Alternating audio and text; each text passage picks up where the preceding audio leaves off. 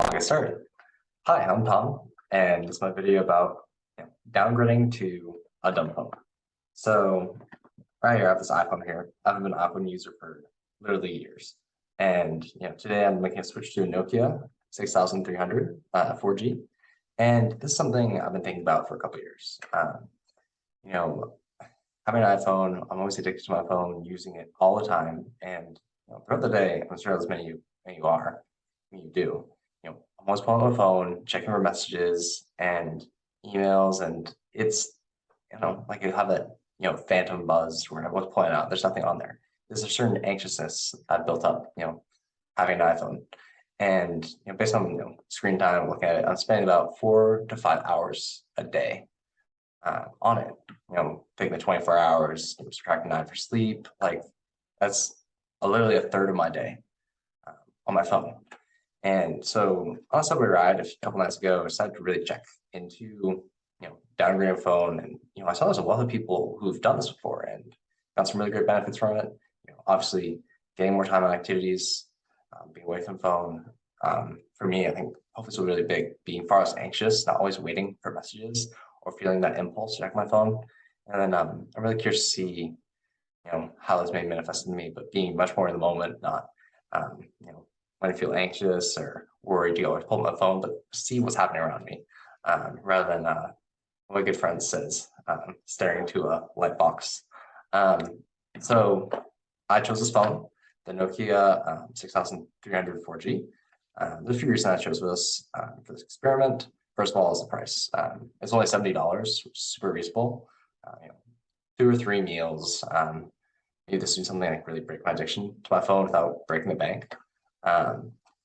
And there's another option, the Nokia 225, which this is essentially, I think, the upgrade version of that phone. It seems like there are more issues with that one, but it starts around $45, $50. So that's another potential option. So we get about this phone, it's unlocked. It works with a variety of carriers. I T-Mobile, but I've heard it works with AT&T and others. So I really just pulled out my SIM and ready to get started with this. There's a few key features for it, which is kind of really nice. You can't see this as well, but big one is for me, Google Maps. I grew up really having Google Maps and Waze, so I don't know if I want to get away from that completely, but I do want to learn how to find my way around places better. Another big one, WhatsApp communication. Curious to see how that's like on this phone. Last big one for me is definitely the hotspot. I tend to use my iPhone to hotspot to my computer when Wi-Fi, so that's something really big for me. I'm really curious to see how that's going to work. Basically, there's a PC Mag article, which I'll link in the description, which is super helpful to me in making a decision. So I hope you get a chance to read that. But there are a few downsides to this phone. First of all, I can see this, but it has a number pad, which is going to be texting going to be a huge pain. Having to click 3 times into a digit. I originally wanted a slide phone for the longest time, full keyboard, but based online, I'll link this in the chat. There are no slide phones in the US since wireless networks are phasing out 2G and 3G, so they just aren't available. Another thing I've seen about in other videos about this phone is that this happened the last couple months is there's an update on it to remove Google Assistant, because Google decided it's not going to support iOS. So this might limit the usability of the phone. I'm curious to see if I don't update it, will we'll still have the old iOS system, so it'll still have it. So we'll have to look at that. A couple other things. One I heard is that group text can tend to get scrambled. I don't have that many group chats, so I'll see just how that works. And the last one is has to be expected with this. Like I think it's a 0.7 megapixel camera, and it's not an iPhone. It's likely to be very laggy. So we'll try and see how it is. So you haven't opened the box up yet, so let's go jump it open. See how it is.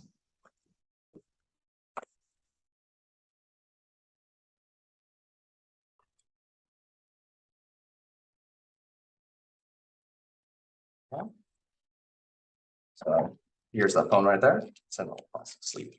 Pop it out. First time I'm holding my hands. Yeah, it's definitely plasticky, as a lot of reviews have said. Yeah, it's very light. I kind of like that. you're supposed to get a case for it, but my grips, it's just so much different holding this versus the iPhone because it's just so much lighter. I think it's like a quarter of this weight, if not less. Getting the keyboards and buttons. Definitely the buttons are not kind of flat, so it's kind of hard to touch them. We'll see how that goes. But yeah, I didn't expect it to be how light it is. That's kind of cool. Let's see if this is charged. If not, I think I'll have to go charge it.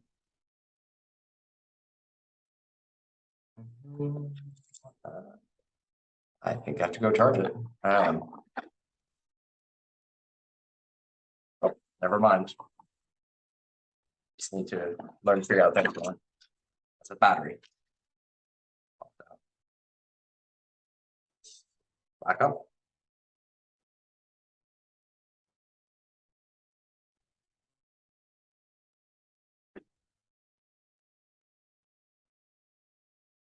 One here. Might as well toss my SIM in.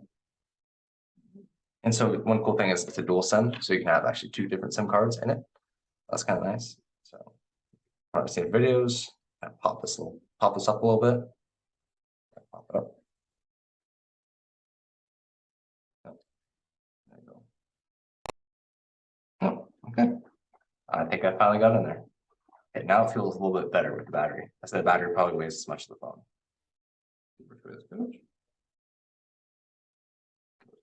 There.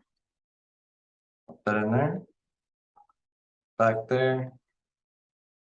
It's on. See, it turns on. Okay. Turning around, booting.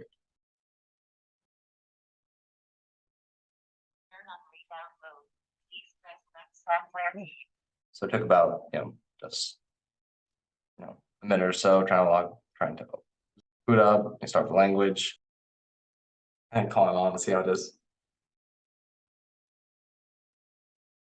Hey mom, how are you? Good. I was just calling you, just trying out my new phone. Cool. Well, so that worked pretty well. Definitely interesting calling that when it's headphone like this, I think it's really, really clear, really crisp. I'd say much even crisper than the iPhone.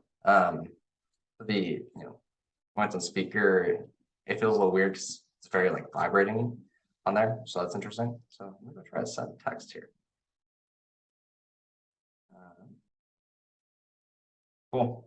Okay, so it took me about, I don't know, a minute and a half to write 3 words. Definitely taking a little bit to do that. We'll see how it goes. I haven't been able to figure out the text to speech or speech to text, so definitely trying that out. First person's pretty good. For $70, it seems pretty solid. My call with my mother went well, and I'm excited to figure out how it's going to be. I think definitely for $70, it seems at the moment like good buy. We'll definitely have to look on the future. So, I mean, as you probably already tell, like this is my first YouTube video, but my plan is to keep this phone as my daily driver, and basically, over time, I'm using this phone. I want to create a few more videos, see my perception changes, to see how my phone usage changes over time. My personal plan with this phone is to keep it, with me daily, but I don't plan completely, limiting my iPhone, but being able to use it occasionally as I see fit. But I'll definitely be tracking my usage over time to see, how much I'm using my phone, and also, how I'm feeling. So I'm really curious to learn about that more, and look forward to sharing that. As I said, this is my first video, so if you have any feedback or thoughts about, how I can improve this, improve my videos, improve my channel, make these most importantly, make these videos useful to you, please let me know. Send a comment, and thanks so much for watching.